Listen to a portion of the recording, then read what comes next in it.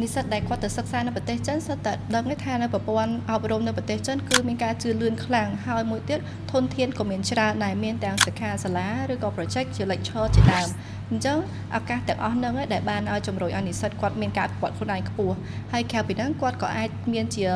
study club សម្រាប់រៀនអញ្ចឹងសម្រាប់និស្សិតដែលគាត់រៀនក្រៅពីជំនាញគាត់រៀនគាត់អាចជ្រើសរើសនៅជំនាញផ្សេងៗដែលគាត់ចង់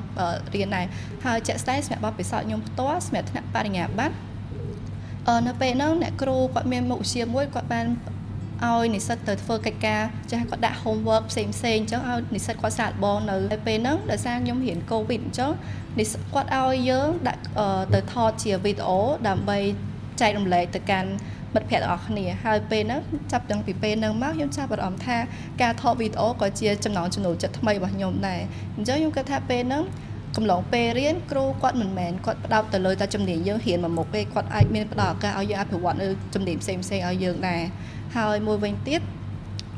នៅសាកលវិទ្យាល័យឈិងហួរបច្ចុប្បន្នខ្ញុំឃើញថាមាននិស្សិតដែលគាត់មានសមត្ថភាពខ្ពស់អញ្ចឹង